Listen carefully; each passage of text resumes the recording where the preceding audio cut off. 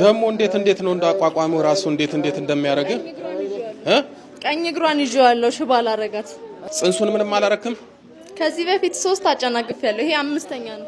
በስመ አብ ወልድ 3 አጨናግፋል። 3 ልጅ ደም ጠጣው። ልጇንም ወልዳ የእሷንም ደም ጠጣው። እኔ ደም ነው ግብሪ የደብተራ ደም ነበረ ግብረ ደሟን ነበር የምትጠጣው። ደሟን የስንት ወር ነው ያጨናገፍከው? 2 ወር አያልፍም። 2 ወር አታሳልፋቸው? አላሳልፍም። ባለቤት ናት? ባለቤቴ ነች። ባለቤቴ ነች። ጠቋሪው ይንቆራደድብናል። በቃ ጸሎት ላይም ቤት ትንቅንቅ ነው በቃ 3 ልጅ አጨናግፏል። 3 ጊዜ እንደዚህ ሲሆን ምን ነበር የሚሰማ? መንፈስ ነው ብለህ ታስባለህ? አልነበረም እንደዚህ መረጃውም የለንም ነበር። ከዛ የመጨረሻ ወደ ጸበል ስንሄድ ፍንጭ ሰጠን። ፍንጭ አየን። መረጃ የለንም ማለት እኛ ስለ መናፍስት የምናስተምራችሁ መረጃ እንድታገኙ ብለን እንጂ ስለ ሰይጣን ሰብከን አይደለም። ስለ ሰይጣን አይሰበክም። ይሰበካል እንዴ? አይሰበክም። እሺ አጅሬ አቤት። ምንድነው እንዲህ የሚያንቀባርር? እኔ ስራዬ ነው። እኔ ጠቋር ነኝ። እኔ ጠቋር ነኝ። ምንም አላረግም። እኔ ብዙ ወሬ ተቀጠቀጥኩ ነኝ። አትያዘኝ። ጠቋር ስለሆንክ ነው እንዴ ተንቀባረርከው? ይታወቃል። ሰለቸኝ መመላለስ። እሺ ልማዴ ነው። ብሸኝም ወደዚህ ጠጋበል። የስንት ወር ነፍሰ ጡር ናት? 9 ገብታለች። 9 ገብታለች? እሺ ስለዚህ በቃ ምን እያረካት ነው? እያሰቃየዋት። በእናት በአባት የነበርከው? በሁለቱም ግን በእናት ይብሳል። ትገበር ነበር? ተጥያለሁ። እሺ ግን ቤተሰብ አልነቃብኝም። እሷ ብቻ ናት። ልጅቷ ጋር ምን ልታረግ መጣ? መተት ልስብ። እሺ ሳብኩኝ። ትምህርት እድሏን አበላሸው። ጤናዋን አዋካው። ባህሪዋን ቀየርኩኝ። የሰው ፍቅሯን ነሳኋት። ስንት ነገር አረኳት። ስንት ነገር። እሺ አሁን እኔ አለው። እኔ ቡዳ እየሳብኩ ነው ለኃይሌ። አይነ ጥላን መልሼ ያመጣለሁ። ከዛ ሰራዊት ቀንሳለሁ። ብሸኝም ስንት አመት አንተ ትደበቃለህ፣ ሌላውን ታስቀጠቅጣለህ። ባለቤቷ አለ እዛ ልጁን ይዞ እዛ አለ።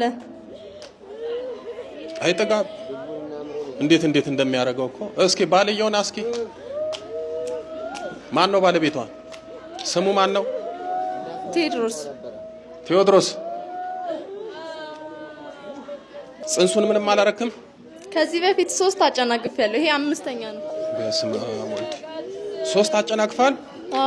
ደሞ እንዴት ነው እንዳቋቋመው ራሱ እንዴት እንደሚያረግ ቀኝ እግሯን ይዤዋለሁ ሽባ አላረጋት። 3 ልጅ አጨናገፍክ? 3 ልጅ ደም ጠጣው። ልጇንም ወልዳ የእሷንም ደም ጠጣው። እኔ ደም ነው ግብሪ የደብተራ ደም ነበረ ግብረ ደሟን ነበር የምትጠጣው? ደሟን የስንት ወር ነው ያጨናገፍከው? 2 ወር አያልፍም። 2 ወር አታሳልፋቸው? አላሳልፍም። ይሄንንም በግድ ነው። ይሄንንም ደም አፍስሼ ነበር 3 ወር ላይ። እሺ ልብ ምቷል አሉ። እንግዲህ አሁን አለ ሊወለድ ነው መሰለኝ። መሰለኝ አይደለም ይወለዳል። አይወለድም? ይወለዳል። ደፋር እንዳይወለድ ይሄው በር ላይ ተከልኩት። አርብ ዕለት አሁንም ታዝዤ ነው ጣልቃት። ልጁን ነበር ስቄብህ ነበር። ልጁን ነበር ልተክለው የነበረው ሆስፒታል ውስጥ። ማለን የሳከው አንተ ላይ ስታዘኝ ስራ አዘጋጅቼ ስለነበረ ስቄብህ ወጣው። አልተሳካልኝም። ወይ አምላክ እስራኤል። ቴዎድሮስ እግዚአብሔር ይባርክ። መብራን ተባርክ። ኪዳነ ምሕረት ተባርክ። ባለቤት ናት? ባለቤቴ ነች። ባለቤቴ ነች። ጠቋሪው ይንቆራደድብናል። በቃ ጸሎት ላይም ቤት ትንቅንቅ ነው በቃ 3 ልጅ አጨናግፏል። በቃ በጣም ተደብቆ ሚስጥር አላወጣ ብሎ በቃ ያጨናግፋል። 3 ጊዜ እንደዚህ ሲሆን ምን ነበር የሚሰማ? መንፈስ ነው ብለህ ታስባለህ? አልነበረም እንደዚህ መረጃውም የለንም ነበር። ከዛ የመጨረሻ ወደ ጸበል ስንሄድ ፍንጭ ሰጠን። ፍንጭ አየን። መረጃ የለንም ማለት እኛ ስለ መናፍስት የምናስተምራችሁ መረጃ እንድታገኙ ብለን እንጂ ስለ ሰይጣን ሰብከን አይደለም። ስለ ሰይጣን አይሰበክም። ይሰበካል እንዴ? አይሰበክም። በነገራችን ላይ አሁን እናንተ ሰይጣን ምንም አቅም የለውም ምንም አያመጣም ትላላችሁ። አሁን የምትኖሩት ኑሮ በሰይጣን የመጣ ነው። በምን የመጣ ነው አልኳችሁ? አዳምና ሔዋን የት ነበር የሚኖሩት? ገነት ሲኖሩ ማን አሳታቸው? ከገነት በማን ምክንያት ወጡ? በማን ምክንያት ተባረሩ? ስለዚህ ወደ ምን ተጣሉ? ይሄንን ኑሮ ያመጣብን ሰይጣን እንጂ እግዚአብሔር አይደለም። እግዚአብሔርማ አዳምና ሔዋንን የፈጠራቸው እንደ መላእክት ቅዱስ ቅዱስ እያሉ እንዲኖሩ ነው። በሺህ ዓመት አንዴ እንደ ንስር እየታደሱ እንዲኖሩ ነው። አዳምና ሔዋን ወይም ደግሞ እኔና እናንተ እግዚአብሔር አስቀድሞ ያቀደልን ሕይወት በብሔረ ብፁዓን እነ ዞሲማስና ቅዱሳን አባቶቻችን ዛሬም ድረስ ይኖራሉ። እየሰማችሁ ነው? በሺህ ዓመት አንዴ ይታደሳሉ። 1000 ዓመት እየኖሩ ይሞታሉ። በብሔረ ብፁዓን ዛሬም ይኖራሉ። አሁን እናንተ ሰይጣን ምንም አያመጣም የምትሉት ይሄው የምትኖረውን ሕይወት ያመጣብህ እሱ ነው። እንግዲህ ምን ታረገው? ይሄንን ሕይወት ደግሞ ለመሻር ክርስቶስ ለኛ ሲል ተወለደ ከድንግል ማርያም። የሰይጣንን ሽራ ሻርልን። አሁን እኛ አቃተን የሞተ መግደል ነው። ክርስቶስ ሰይጣንን በመስቀል ቀጥቅጦ ገደልልን። የገደለውን የሞተውን ሰይጣን መግደል አቃተን፣ ተሸነፍን። ለምን? ስለማንጸልይ፣ ስለማንሰግድ፣ ንስሐ ስለማንገባ፣ ከእግዚአብሔር ጋር ስለተለያየን፣ ስለተራራቅን፣ ክርስትና ሕይወቱን ይዘን ክርስትና ሃይማኖትን ስለማንኖር ብዙ ጥቃትና ብዙ መከራ ደረሰብን። አሁን እነ ቴዎድሮስ መረጃ ባልነበረባቸው ሰዓት ብዙ ነገር አበላሸባቸው። መረጃ ከደረሰው ካወቀ በኋላ ነቃ። እኛም እሱን አቁመን የምንጠይቀው እንድትማሩ ነው እንጂ ስለ እውነት ከሱ ጋር ምንም ማውራት የማያስፈልግም። እኔ ከዚህ በፊት ነግሬያቸዋለሁ። እኔ እግዚአብሔር ቢያድለኝ ከዚህ ጋር ለምማውራው ቢያድለኝ ከነ ቅዱስ ሚካኤል ጋር ባወራ ደስ ባለኝ፣ ከነ ቅዱስ ገብርኤል ጋር እንደው ባወራ ደስ ባለኝ። ከዚህ ጋር ይወራል እንድትማሩበት እንጂ እኮ ያው በስሙ በስልጣኑ በጸጋው ውጣ ሲባል ይወጣል እንጂ ምንም ማውራትም እኮ አያስፈልግም። ግን አጠቃችሁ፣ ባዶ አደረጋችሁ፣ ሕይወታችሁን አመሰቃቀለ። በትዳራችሁ፣ በልጆቻችሁ፣ በስራችሁ፣ በበረከታችሁ፣ በጤናችሁ ገባ። ያልገባበት ቦታ የለም። እኛ የምንለው ምንድነው? እወቁ ንቁ ነው። አሁን ቴዎድሮስ አወቀ። ወደ ጸበል ሲሄድ ያው መረጃውን አገኘ። ግን ምን ዋጋ አለው? ደግሞ 3 ልጅ ነጠቀው። እግዚአብሔር ይመስገን። ይሄንን ደግሞ እግዚአብሔር ሰጥቶታል። ሌላ አለ። ያረግዛሉ፣ ይጨናገፋል፣ ይረገዛል፣ ይጨናገፋል። ልጅ አልባ ሆኖ የሚኖሩ አሉ። እኔ 9 8 7 የተጨናገፈባቸው ተስፋ የቆረጡ ብዙ አውቅ ነበር። ግድ የለም እንዲህ መንፈስ ነው ኑ ስንላቸው ተስፋ ቆርጠዋል። እና ትጸልያላችሁ ቤት? አዎ እንጸልያለን። እሱ ትንሽ ትቢቱ አለ። ጠቋር እኮ ይታወቃል። ትቢተኛ ነው፣ በጣም ትቢተኛ ነው። አዎ እሷ እግዚአብሔር ቀንቶን እሷ ተጋለጠላት። እሷ ላይ በቃ ያው ብቻ ድብርት፣ የጸሎት ሰዓት ላይ ድካም እንዳንጸልይ በቃ ይታገላል። እግዚአብሔር ይመስገን። እሺ በልስጥ። እሺ ጠቋር፣ ሌላ ማን ያለው? ቡዳ። እሺ ቡዳ። ሌላስ? አይነጥላ። አይነጥላ። ሌላስ? ደብተር አለው። እሺ ምን አረጋችሁ? አተባብራችሁ ጡቷን ይዘነዋል። እሺ ካንሰር ልናስብል ነበር፣ አልተሳካም። አሁን ውሃ ሲነካት፣ ጸበል ሲነካት እናቃጥላታለን። እሺ እግሯን፣ ቀኝ እግሯን ይዘናል። ግራ እጅ ላይ እጢ ሆነን ተቀምጠናል። ስራ እንዳሰራ በሙያዋን ቀናለን። ስትሰራ ጎበዝ ናትና እንድሰራ። ምንድነው የምትሰራው? ምንም የትኛውንም ስራ ስትሰራ አንፈልግም እኛ። ትምህርቷንም አቋርጠናል በደብተራ መተት። ጽንሱን አልሞካከርክም? ሞካከር ያለው ያው አቡነ ኪሮስ ሄዳ ገድል ተሸክማለች። አዘለች በል ተሸከመ ይችላል። መከራ ያሸከመ ቋንቋን ይገላብጣል። ተሸከመ መቼም ሰው ለድንጋይና ለእንጨት ነው። በቤተ ክርስቲያናችን ገድላትና ታምራት ተሸከመ ሳይሆን አዘለ ነው የሚባለው። በል ተንበርከክ፣ ምንም አትሰራም። በሰላም ትውለድበት፣ ወልዳ አቅፋ ትሳምበት። በልጥራ በስላሴ ስም፣ በስላሴ ስም፣ በኃያሉ በመድኃኔዓለም ስም፣ በኃያሉ በመድኃኔዓለም፣ በኪዳነ ምሕረት ስም፣ ዝም በል አንተ፣ በቅዱስ ሚካኤል ስም፣ በቅዱስ ገብርኤል ስም፣ በፈታይ ማፀን፣ በሊቀ መላኩ በቅዱስ ሩፋኤል ስም፣ በቅዱስ ኡራኤል ስም፣ በዛሬው ዕለት በኋላው በመጥምቁ ዮሐንስ ስም ጠቋር፣ የእድል መተት፣ የደብተራ መተት፣ አይነ ጥላ ቡዳ ሁላችንም አንድም ሳንቀር ለቀናል።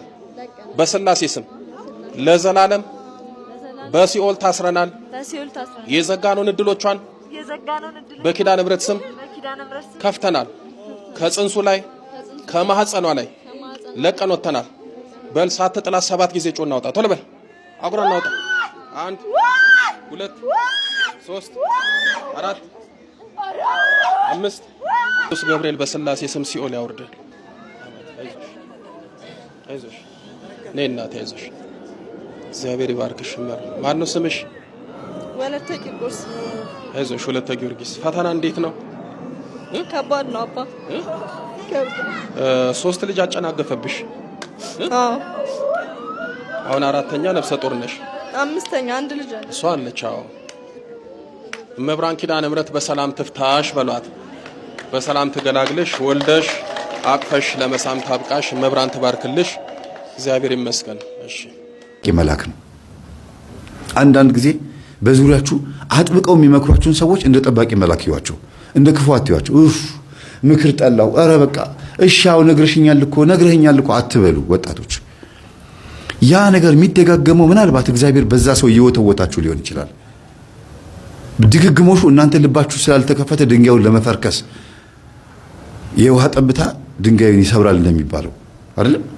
ስለዚህ በተደጋጋሚ በተመታ ቁጥር አንድ ነገር ፍርክስ ስለሚል የሆነ ቀን ልባችሁ ተከፍቶ የሚመክራችሁ ሰው ዋጋ ይገባችኋል። የዛ ሰው ቫልዩ የምታውቁት ልባችሁ ሲከፈት ነው። ዛሬ ላይ ላትረዱ ትችላላችሁና አታርቋቸው። የሚመክሯችሁን ይኸው 3 ሰው አታርቁ ይባላል። በደንብ አዳምጡኝ። 3 ሰው ከህይወታችሁ አታርቁ።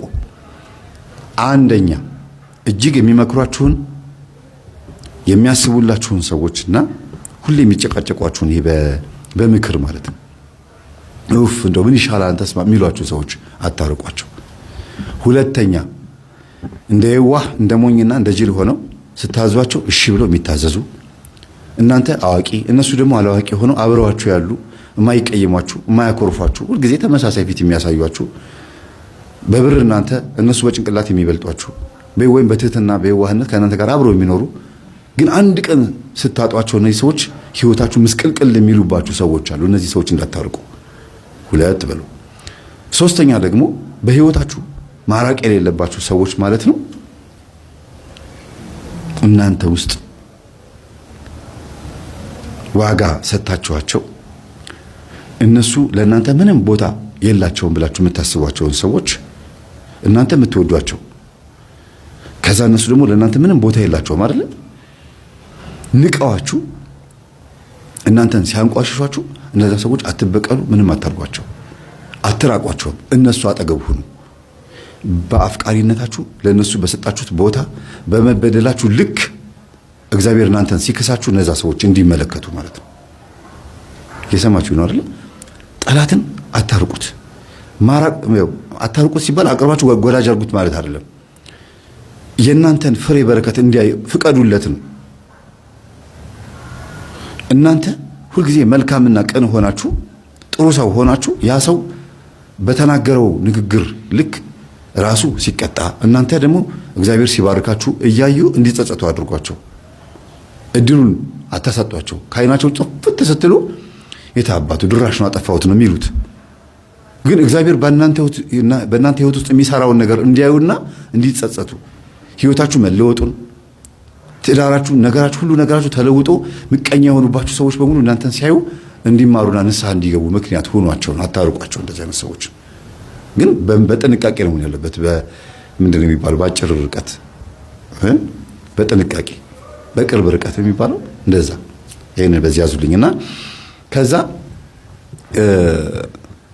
ሁሉ ነገራቸው ስላልገባው ይሄ ልጅ አባቴ የሚሉኝ ነገር አልገባኝም ግን እጠብቆታለሁ አላቸውና እናትህን ብቻ ተንከባከብ ብለውታል።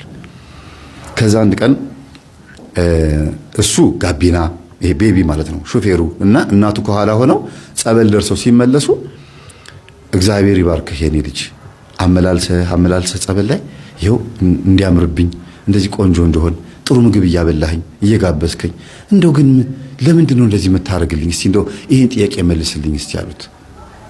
አይ እኔ እናት እንደሱ እኮ አይደለም። ይኸውልሽ ምን መሰለሽ እኔ ሰውን በመርዳት ነው ምረካው። በቃ እንደዚህ አይነት ማንነት ያለኝ ሰው ነኝ። ደግሞ በነገራችን ላይ እንደዛ ነው ልጁ። ቅድም የነገርኳችሁ ለዚህ ነው ዩኒፎርም ለብሳ ጸበል ልትጠመቅ ስትመጣ ምናምን በቃ ይሄ ሩቅ ቦታ ያለች መስሎት ትምህርት ቤት አድርሷት ሊመጣል። በዚህ ነገር የሚረካ ሰው ነው። በዚህ ነገር የሚደሰት ሰው ነው። ወንድም ይሁን አሮጊትም ይሁን እዛ ቦታ ላይ የሚያጠምቁትን አባት ብትጠይቋቸው እንደው እድሉ አጋጥሟችሁ እንደው ብታውቁት ይሄ ልጅ ሁሉንም ሰው እንደዚህ የሚያግዘው ሁሉንም ሰው ይረዳል።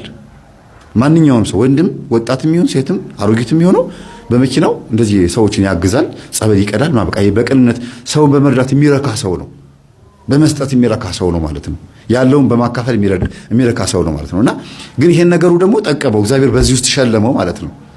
እና እግዚአብሔር ይስጥህ፣ እግዚአብሔር ይርዳ፣ እንደው ለምንድን ነው የምትረዳኝ አለችው። ለምን ይመስልሻል አላት። እኔ እንጃ፣ እኔ በመስጠት እኮ ነው የምረካው፣ በቃ በማድረግ በእንደዚያ ነገር ደስ ይለኛል ስትለው ጊዜ ደስታህን እግዚአብሔር ያሳየኝ፣ መጨረሻህን ያሳምረው ብላ አለችው። እና ግን ከሚጣ ጋር እንዴት ተገናኘ ስትለው ጊዜ ሚጣ ቤተክርስቲያን ያገኘኋት ጸበል እንደዚህ ማን ብሎ ነገራት። ይገርማል በጣም እንዴት እንደተገናኛችሁ በጣም የሚገርም ነው አለ ቤቢ። ከዛ አይደል አለው ሰምቷል፣ ይሄ ሾፌሩ ሰምቷል ስለ ቤቢ መልሶ ደጋግሞ መላልሶ በጣም ግን እግዚአብሔር እንዴት እንደሚያገጣጥም ግን ይገርማል። ምን አይነት አጋጣሚ ነው ምናምን ይላል ልጁ። ተናዶ እኮ ነው። እና መልሶ ደግሞ ይሄኛው ደግሞ ካንተም ጋር ከእናትም ጋር የተገናኘውበት መንገድ ደስ ይላል ሁላችንም። እና ምንም ምረዳህ ነገር አለው ምን ላግዝህ ምናምን አለው። አይ በቃ እንዲያውም ለምን እኛ ቡቲክ አትሰራም አለው። አለ እኛ ቡቲክ ለምን አትሰራም? እናትህንም ታገዛታለህ፣ እኔንም ታሳርፈኛለህ፣ በደንብ አገለግላለሁ፣ ደሞዜን እንዲያውም እሰጥሃለሁ አለው። የት ነው እንደምሰራ ቡቲክ እንደዚህ እሺ የምትወጣበት ሰዓት እንደዚህ ነው ብሎ ነገረው። ጠዋት 4 ሰዓት ትገባለህ፣ 9 ሰዓት ትወጣለህ። ከዛ ወንድሜ ይመጣል። ወንድሜ መጥቶ ራሱ ነው ማታ ዘግቶ ሱቁ መሄድ የሚፈልገው። የኔን ሰዓት አንተ ትወስዳለህ፣ እኔ ደሞዝ እከፍልሃለሁ አለው። ደስ ይለኛል ምናምን አለ ልጁ። ባለውለታ ሆነ። በቃ መዋያ አገኘ፣ ከጫት ርቋል፣ ስራ አገኘ፣ አለባበሱ ተስተካከለ፣ ሲጋራ የለ ምን የለ በቃ። እና አስቡት ባለውለታው ሆኗል። እንደገና ደግሞ በአንድ በኩል ደግሞ ይሄኛው ደግሞ እያጠመደው ነው ማለት ነው። በመጥፎ አይደለም የሚያጠምደው። እግዚአብሔር ሆይ እንደው ይሄ ልጅ ምን ይሻለኛል እያለ አባባ በነገሩት መሰረት ነው ነገሩን እያስተካከለ ያለው። መጨረሻ ላይ ደስ የሚል ነገር ተፈጠረ። እሱ ምንድነው እኔም የረካሁበት ነገር ነው። መጣ እኔ ጋር መምህር ምን ላድርግ ጨነቀኝ ብሎ መጣ። ምን አልኩት? ይኸውልህ እንደዚህ ነው የተፈጠረው ብሎ እስካሁን የተፈጠረውን ገጠመኝ በብሎ እሷ የነገረችኝ ነገር እንዳለ ሆኖ ማያውቀው ነገር እንዳለ ሆኖ በኋላ ነው እኔ አጣፍጬ አገጣጥሜ የነገርኳችሁ እንጂ እሱ በሱ ፓርቲ ያለውን በሙሉ ነገረኝ። እሱ የሚያውቀው ነው። ኦኬ እንደዛ ነው። አዎ ሚጣን አስተዋውቀኝ አልኩት። በጣም ሰርፕራይዝ የምትሆነው ሚጣ በቃ እንዴት እንደምትወድህ ማማለኝ። እሺ ስንገናኝ ዋው ብላችሁና አጋንንት ነው የመሰለኝ። እኔ ማለት እኔ ሲያይኝ ስለጮኸ ሳይሆን ቀጥታ አጋንንት ራሱ ጮኸ ማለት አይደለም። ሁኔታዋ እንዳጋንንት እንደያዘው ሰው ነው የጮኸችው። እንዳልሆነ ግን አውቃለሁ። ስታይ ደስ ይላታል ብሎ ስለነገረኝ እንዳልሆነ አውቃለሁ። ግን ኖርማሊ ሌላ ሰው ለሚያየው ሰው አጋንንት ነው የጮኸው ማለት ነው። እሺ እንዳታገናኙብኝ። አንድ እኔን ስታየኝ አጋንንት ተነሳ እንዳልኩ አድርጋችሁ ደግሞ ጢቅ የሆነ ደግሞ ቲክቶክ እንዳሰሩብኝ ጠላቶቻችን። እናንተ እኮ ጫፍ ነው የምትፈልጉት።